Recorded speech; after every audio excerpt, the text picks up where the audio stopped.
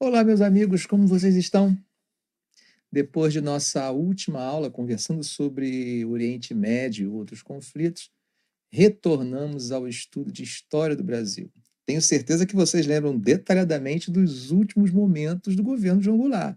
Caso ache necessário, basta clicar aqui no card que está aparecendo aqui em cima, em algum lugar da tela, que você será direcionado para essa aula e você assiste novamente. Porque nessa aula já entramos naquele tema que podemos encontrar nas provas como governos militares, regime militar ou o mais usado, ditadura militar, ou ainda ditadura civil-militar. Vamos à aula de hoje? Logo após a derrubada de João Goulart, o país é assumido pelo chamado Comando Supremo da Revolução, que acabou sendo responsável pelas primeiras medidas tomadas, por exemplo, o Ato Institucional de número 1. Esse comando era composto por generais, almirantes e brigadeiros. Claro que não podemos deixar de citar, nesse momento, a contribuição do grande jurista brasileiro Francisco Campos, conhecido como Chico Ciência. Foi Chico Ciência o criador dos sistemas de atos institucionais. Ele já tinha experiência em criar sistemas normativos autoritários. Lembra da polaca de Vargas, que inaugurou o Estado Novo? A Constituição de 37? Ele também foi o pai daquela carta.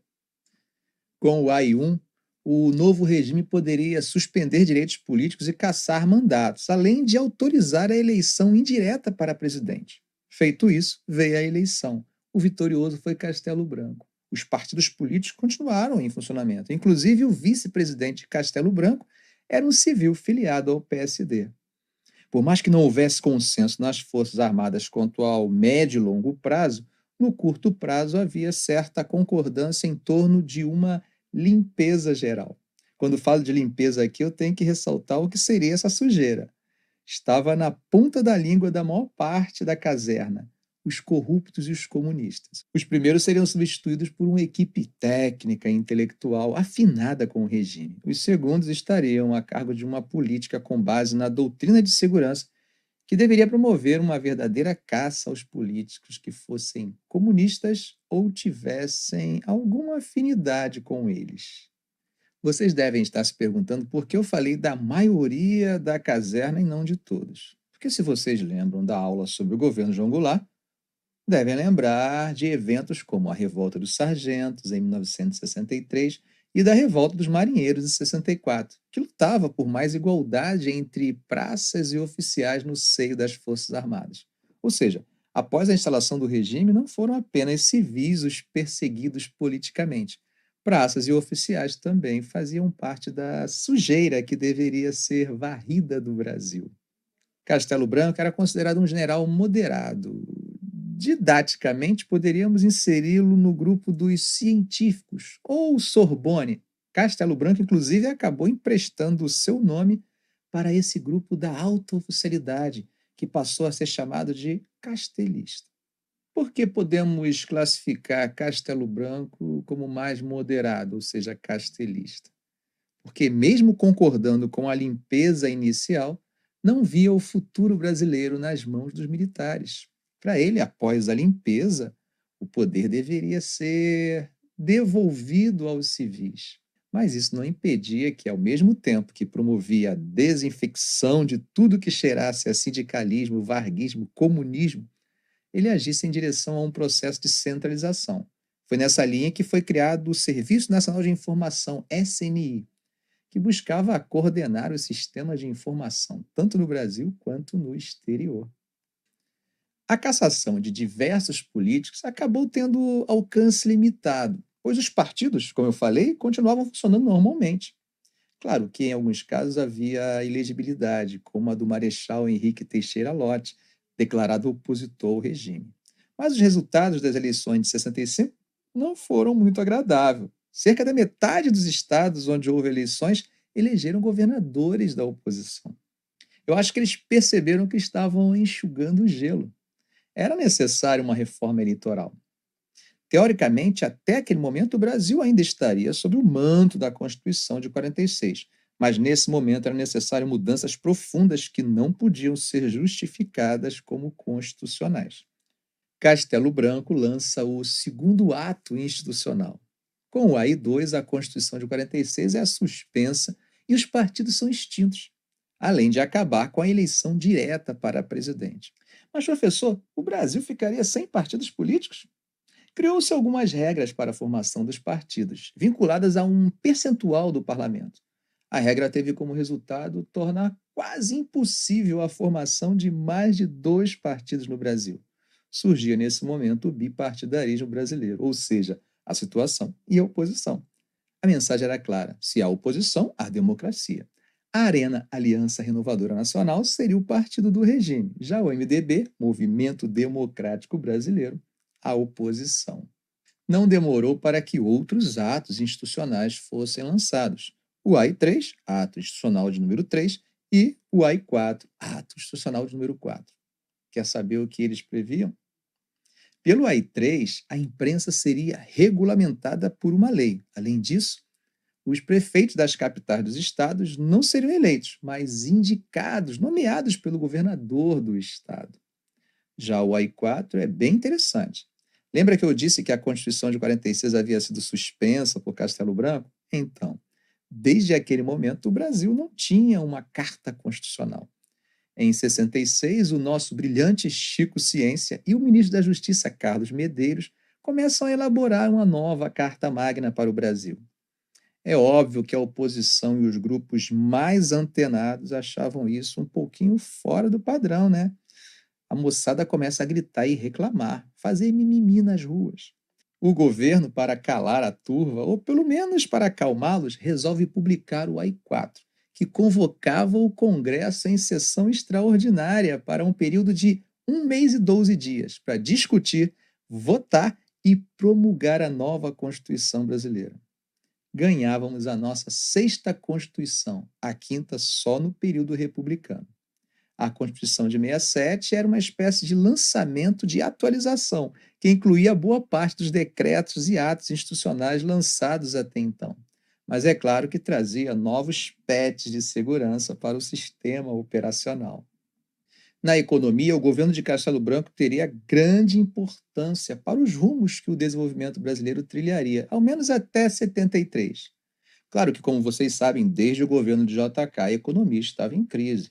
Nem Jânio nem Goulart, com o seu plano trienal, conseguiram colocar a economia nos trilhos.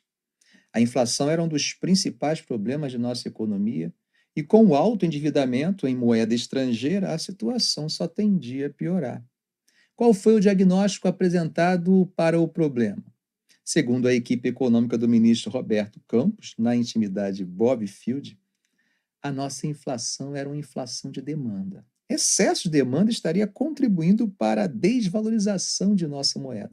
Além disso, a falta de investimentos estrangeiros no país contribuía para esse desequilíbrio cambial. Como resolver o problema? É lançado o PAEG, sigla para o Criativo Plano de Ação Econômica do Governo. Para diminuir a demanda, a solução encontrada era diminuir a renda. O salário estava muito alto, o trabalhador estava ganhando muito. Logo, era necessário implantar uma política de achatamento salarial. Como assim? Na linguagem técnica, diminuir o valor real dos salários. Arão não complica. O que é salário real? É o poder de compra. Normalmente, quando pensamos em quanto ganhamos, não pensamos em salário real, mas em salário nominal. Vou explicar melhor. Imagine que você passou num concurso e passa a receber R$ 10.000 por mês. Amanhã eu te pergunto, quanto você ganha? Você que é meu amigo do peito e não esconde nada de mim, diz R$ 10.000. Daqui a 6 meses eu lhe pergunto novamente, quanto você ganha? Você sorri e diz, já lhe contei isso, Arão. Ganho R$ 10.000. Note que sua resposta está baseada no salário nominal e não no poder de compra. Provavelmente o que você conseguia comprar com os R$ 10.000 6 meses depois já não consegue. Se você é esperto, já deve ter percebido como um governo pode promover um achatamento salarial sem grandes abalos. Concede reajustes anuais sempre inferiores à inflação. Com isso, ao longo do tempo, sua renda vai diminuindo sem que você perceba claramente. E quanto à atração de investimentos? Nesse ponto, a diminuição da renda também entra, pois com uma renda menor, salário real menor, o custo de mão de obra também diminui. Isso aumenta o lucro do investimento. O que mais pode ser feito para aumentar a eficiência e diminuir os custos de produção?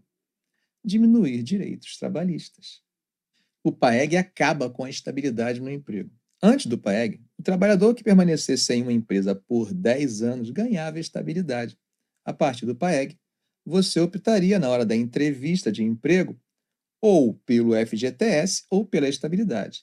Ninguém te obrigava a optar pelo FGTS, mas se você optasse pela estabilidade, dificilmente você seria chamado.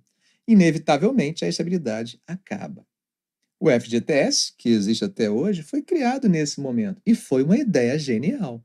O próprio trabalhador faz uma poupança obrigatória, ou seja, deixa recursos financeiros nas mãos do governo, pois o dinheiro é descontado mensalmente do seu salário depositado em um banco público.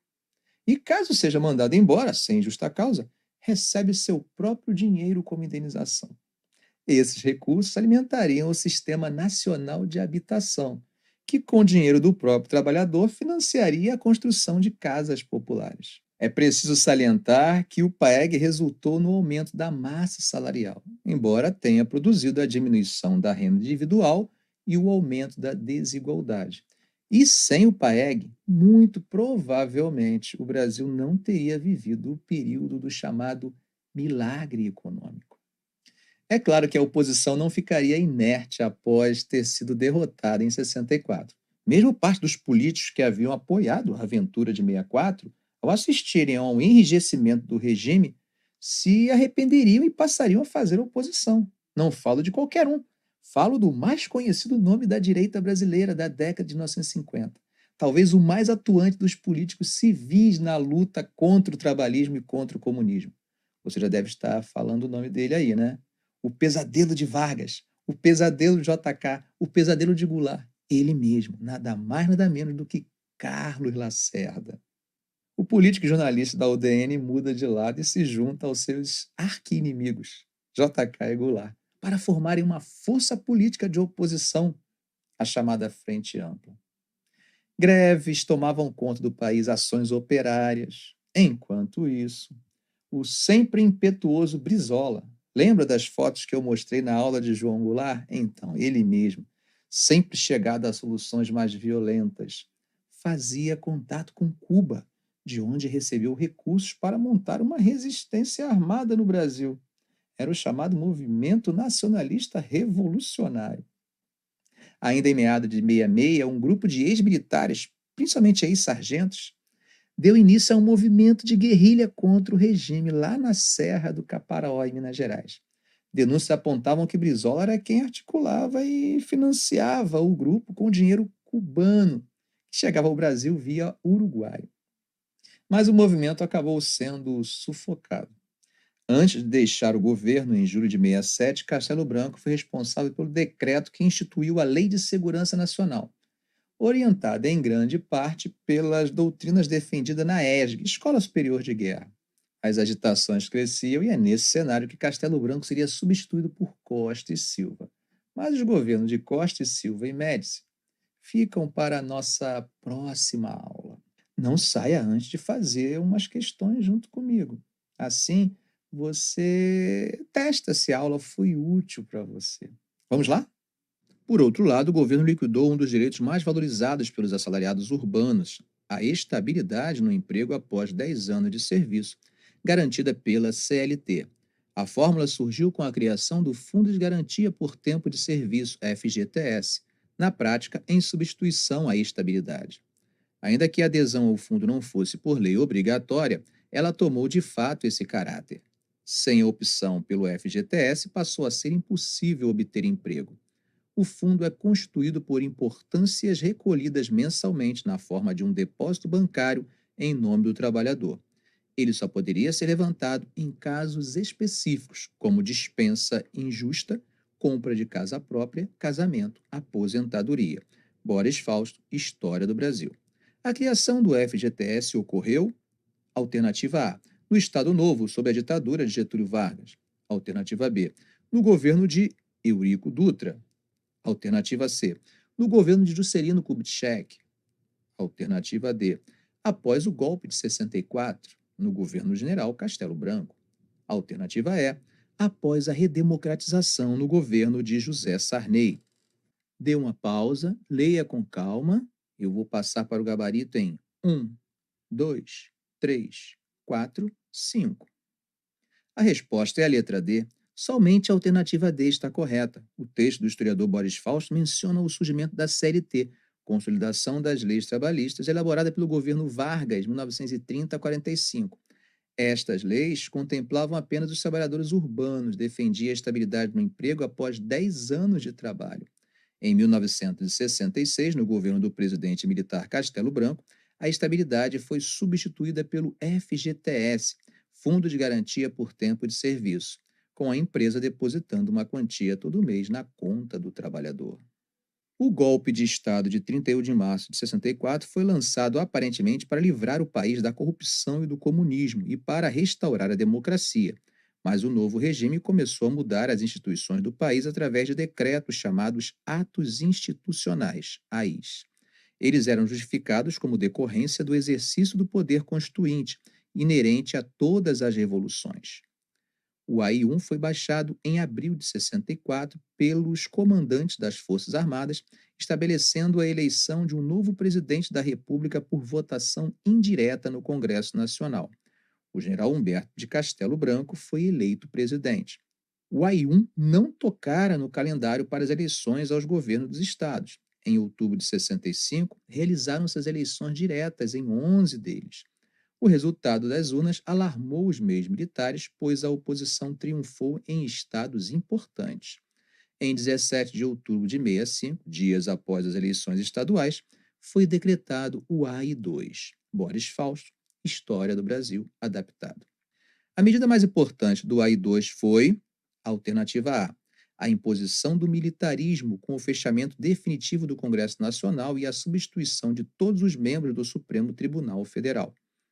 Alternativa B, a imposição do bipartidarismo com a Aliança Renovadora Nacional Arena, que agrupava partidários do governo, e o Movimento Democrático Brasileiro, MDB, que reunia a oposição. Alternativa C, a cassação do Partido Comunista, declarando-o ilegal por considerá-lo culpado pela agitação e desordem no país. Alternativa D, a imposição do monopartidarismo com a formação do Partido Democrático Social PDS, baluarte do Estado autoritário. E a alternativa é a extinção de todos os partidos políticos e a proibição de qualquer atividade político-partidária. Dê uma pausa, leia com calma novamente. Eu vou passar para o gabarito em 1, 2, 3, 4, 5. É a alternativa B? A questão remete ao golpe militar de 64 implantado no Brasil. Os militares derrubaram o governo populista de João Goulart e o militar Castelo Branco assumiu a presidência. Nessa ocasião, foram implantados os atos institucionais para, passo a passo, centralizar o poder no governo militar e limitar a participação do povo nas decisões políticas. O ato institucional número 2, implantado em 65, aboliu o pluripartidarismo, criando um bipartidarismo através da ARENA, Aliança Renovadora Nacional, e o MDB, Movimento Democrático Brasileiro. Em tese, a ARENA é o partido do governo e o MDB constituía a oposição consentida. A proposta era dar um ar democrático ao regime militar. E aí, gente, como é que vocês foram? Espero que tenham acertado tudo. Olha, não deixem de fazer os exercícios do livro e nos vemos na nossa aula na plataforma, ok? Um grande abraço.